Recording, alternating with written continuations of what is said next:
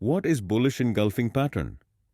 A bullish engulfing pattern is a two-candle reversal pattern that often appears at the end of a downtrend in financial markets. It is a popular pattern used in technical analysis to predict potential upward price movements. Here's a breakdown of its key features. Characteristics of a bullish engulfing pattern. First candle, bearish. The first candle is bearish, closing lower than its opening, and typically reflects the ongoing downtrend. It is relatively small, showing limited movement. Second candle, bullish.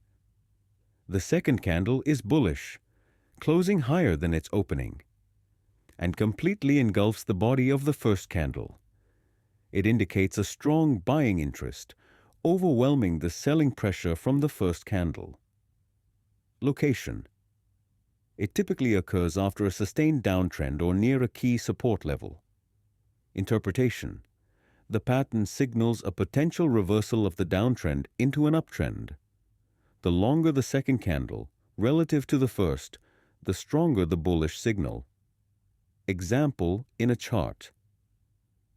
Imagine the price opens lower than the previous close, gap down, but then rallies throughout the session, closing higher than the previous session's open.